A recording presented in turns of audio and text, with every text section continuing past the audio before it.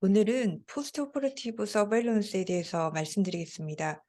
조금 광범위한 내용이어서 1, 2로 나눴는데 1은 주로 기본적인 백그라운드가 되는 이론적인 것들, 그리고 2는 실제적인 내용에 대해서 다루겠습니다. 먼저 갑상선암에서 리커런스는 크게 두 개로 나눕니다. 바이오케미컬 리커와 스트럭처 리커로 나누는데, 터미널로지가 의미하는 것처럼 바이오케미컬 리커는 체열해서 이런 튜머 마커를 보는 것이고요. 스트럭처 리커는 말 그대로 영상을 통해서 덩어리가 있는지 없는지를 보는 것입니다.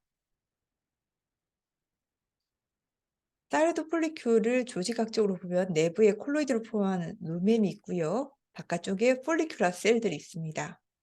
이 폴리큘러 셀들은 자세히 들여다보면은 이 셀에서 사이로글로불린을 만들어서 루멘으로 가면은 여기에 있는 아이오다인과 결합해서 갑상선 호르몬을 만듭니다. 그래서 사이로드 폴리큘이 다 제거됐을 경우, 그러니까 수술해서 갑상선 조직을 다 제거하면은 사이로글로불린은 만들어지지 못합니다.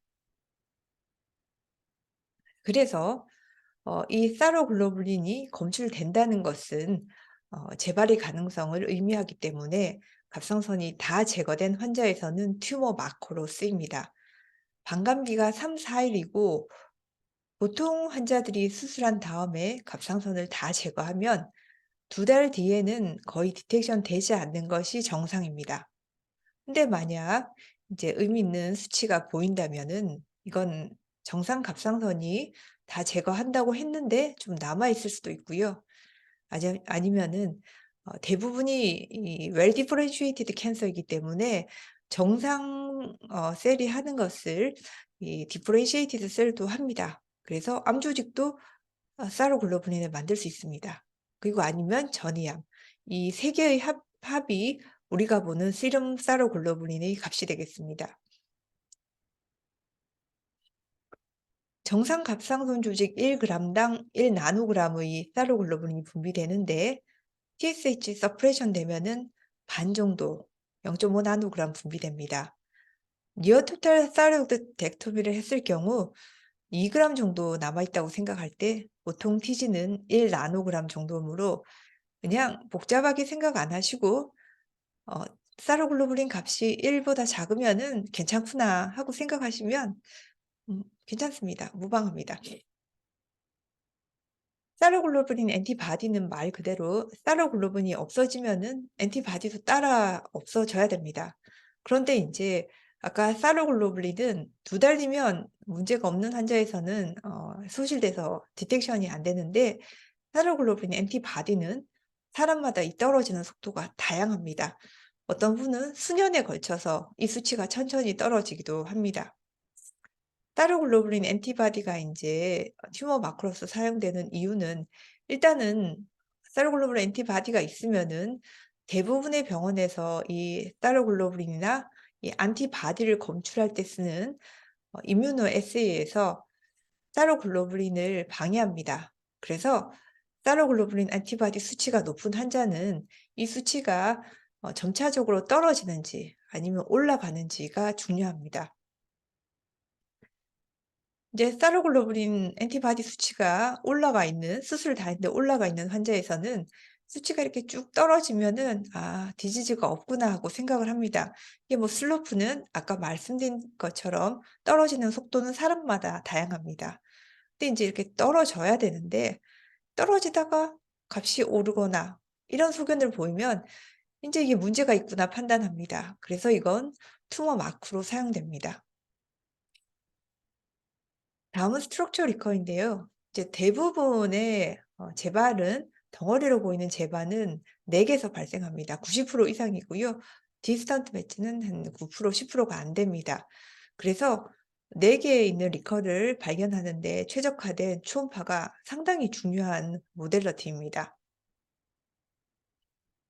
인제 뒤에 여러 가지 말씀들을 드리기 전에 가장 중요한 거는 갑상선 암이 있을 때 임파선 전이의 빈도가 얼마인지 아는 것이 상당히 중요합니다. 1970년대 노구치 하스피탈의 노구치 선생님께서 이제 갑상선 암이 있는 환자에서 갑상선을 제거하고 갑상선 주변의 센트럴 림프노드도 제거하고 그리고 주글러 체인을 따라서 라테랄 림프노드 다이섹션도 다 했습니다. 이 논문의 캔서지 좋은 잡지인데요. 논문에서는 프라이머리 캔서 사이즈가 아주 옛날 거라서 그런지 정확한 정보가 없었습니다. 근데 뭐 지금처럼 작은 건 아니었겠고 아마 만져져서 수술했을 거라고 생각이 됩니다.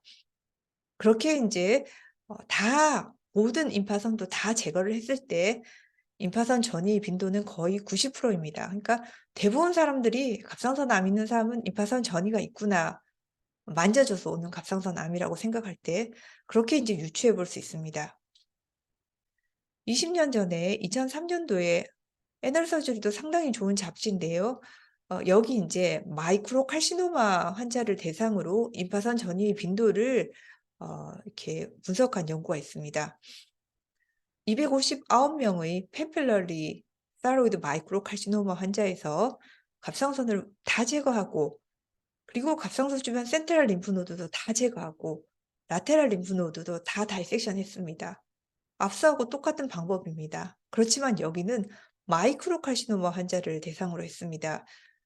지금 생각하면 정말 어그레시브한 방법이었죠. 그래서 뭐 인제 어떻든 간에 프로필랙틱하게 뭐 임상에서 의심되는 것도 있고 아닌 것도 있습니다 여기는. 따로 딱 구분되진 않았습니다.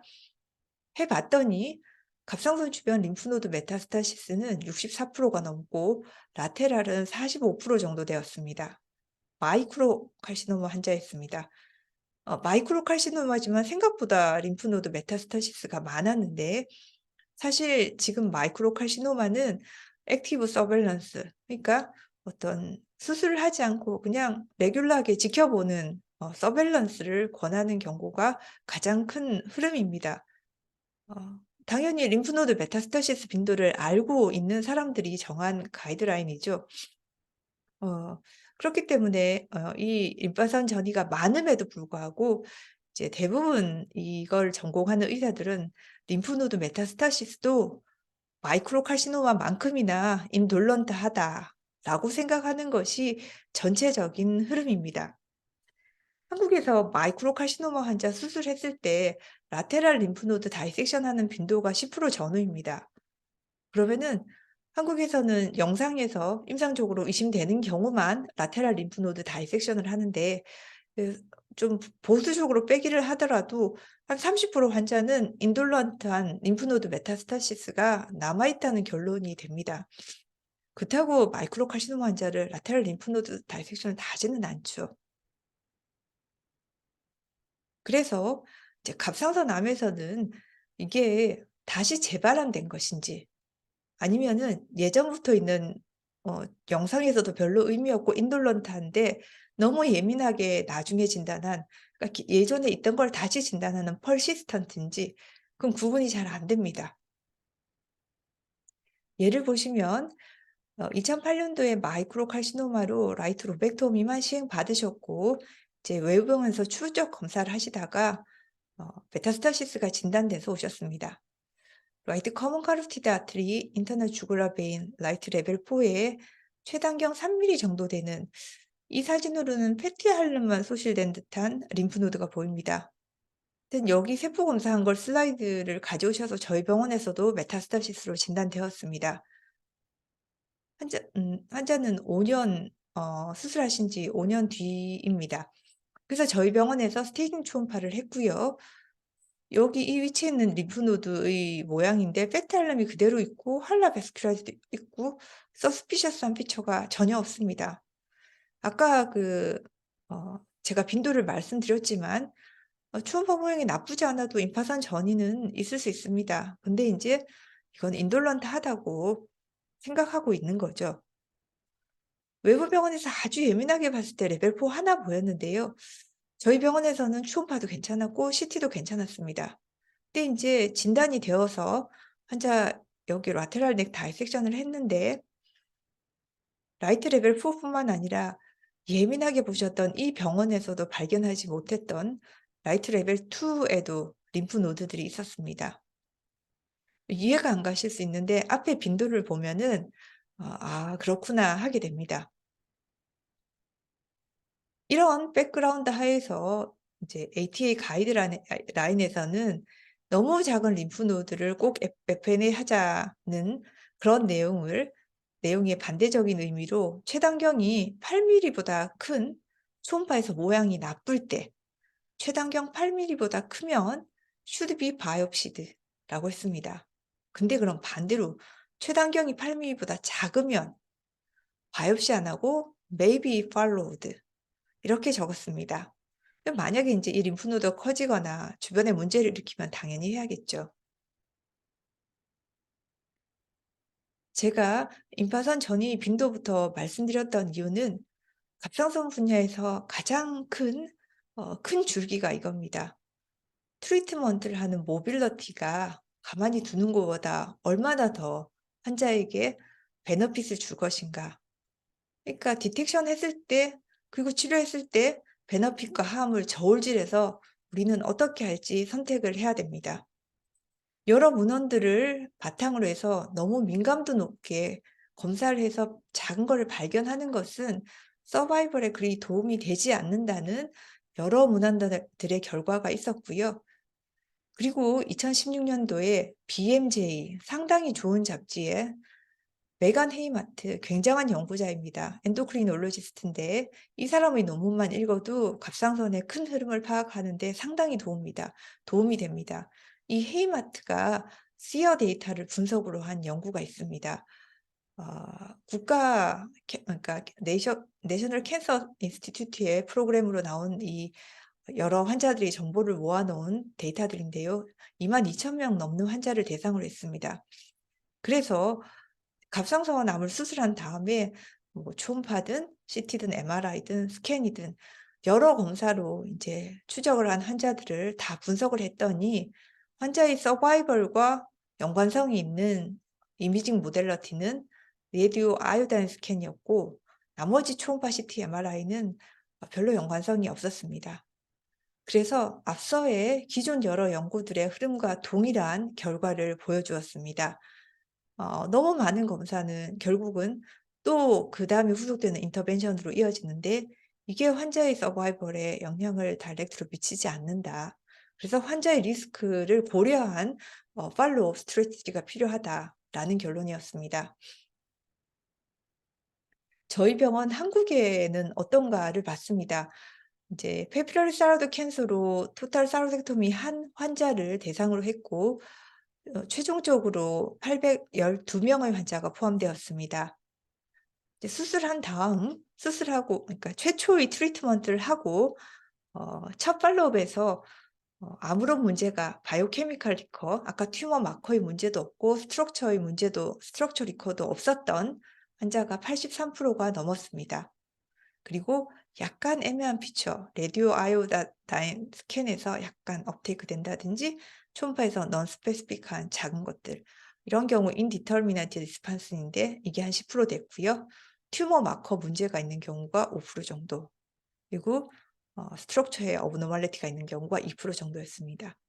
당연히 이 리스판스가 4 개로 나누는데 첫 번째 트리트먼트 후 이렇게 갈수록 예후가 나쁜 분류입니다.